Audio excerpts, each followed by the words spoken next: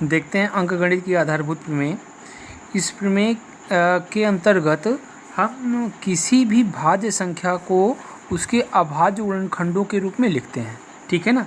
इसका main motive यही है कि जो अंकगणित की आधारभूत प्रमेय केवल इसका एक ही मोटिव है कि हम कोई भी भाज्य संख्या को उसके अभाज्य गुणनखंडों के रूप में लिखते हैं, ठीक है। तो इस प्रमेय के अनुसार किसी भी भाज्य संख्या को उसके अभाज्य गुणनखंडों के रूप में के गुणनफल के रूप में लिखा जा सकता है। जैसे अगर हम ले लें एक 1771 है, ये एक नंबर है 1771। अगर हम इसके फ्रैक्शन करें, ये आपका एक ट्री फैक्टराइजेशन है, ठीक है ना। एक ट्री मतलब पेड़ की तरह है, ये दिख रहा है और इसका फैक्टर किया गया है, तोड़ा गया है इसको, ठीक है ना। सबसे पहले हम छोटी संख्या 7 से इसको तोड़े तो कितना आ गया, 253 आ गया, ठीक है ना। और उसके बाद फिर 11 से अगर इसको तोड़ेंगे तो कितना आएगा, 23 आएगा। अब ये 23 ओनली 23 से टूटेगा, तो इसके जो फैक्टर आएंगे वो क्या आएंगे, 7, 11 एंड 23, मतलब 7, 11 एंड 23। अब देखिए हम लोग जब पहले पढ़ते थे तो हम क्या करते थे, गुणनखंड करते थे, ठीक है ना। 9th में या 8th में गुणनखंड करते थे, तो ये मेथड नहीं पता था हमको।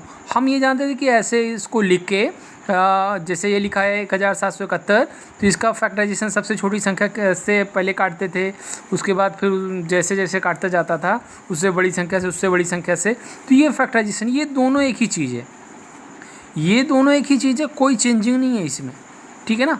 तो ये देखिए आप चाहे ये कीजिए और चाहे ये कीजिए, दोनों सेम है, ठीक है ना।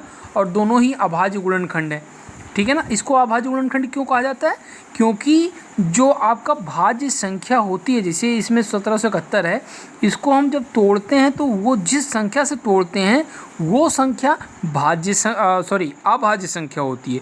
जैसे 7 से हमने तोड़ा, 7 और किसी से नहीं तोड़ सकता है, 7 किसी से भी डिविजिबल नहीं है, ठीक है ना। तो मतलब 7 एक अभाज्य संख्या है, तो 7 से ये टूट रहा है।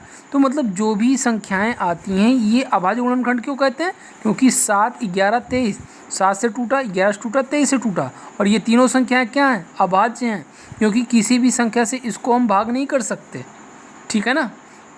तो ये दोनों क्या हैं, एक ही चीज़ है, ठीक है ना। तो दोनों विधियाँ सही हैं, ये भी विधि और ये भी सही हैं। और यहाँ एक गुणनखंड अद्वितीय होता है, ये जो हम गुणनखंड करते हैं ये अद्वितीय होता है। हम किसी और विधि से, किसी भी विधि से अगर और हम करेंगे तो फिर भी जो हमारा गुणनखंड आएगा वो 7, 11 एंड 23 ही आएगा, ठीक है ना। यही आएगा, हर बार यही आएगा, आप चाहे जिस विधि से करें।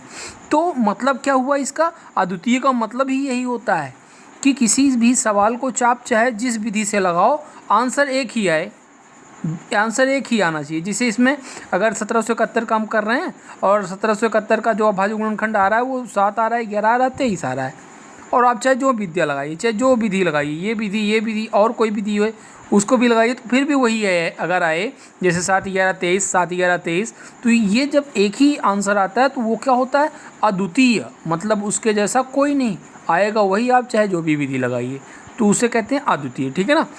इसी विधि से 2 या 2 से अधिक संख्याओं का एलसीएम और एचसीएफ ज्ञात किया जाता है। तो कहने का मतलब क्या हुआ, अंकगणित की आधारभूत प्रमेय से हम क्या करते हैं, एचसीएफ और एलसीएम निकालते हैं, ठीक है ना।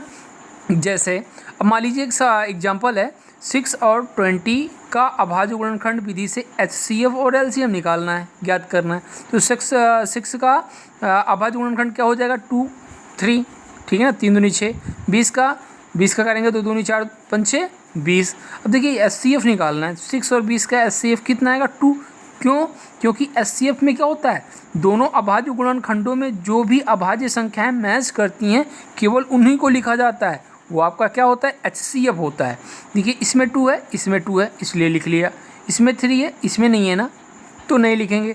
अब इसमें 5 है, उसमें नहीं है, तो नहीं लिखेंगे। मतलब जो जो मैच कर रहा है केवल यही इतना मैच कर रहा है, ठीक है ना, तो यहाँ पे लिख लिया। और जो एलसीएम होता है, वो एलसीएम क्या होता है, जो मैच करता है उसको भी लिखते हैं, और उसके बाद जो नहीं मैच करता, जो बचा हुआ है दोनों में, इसमें और इसमें, दोनों में, उसको भी लिखते हैं। ये दोनों मैच कर रहा था, 2 लिख लिया।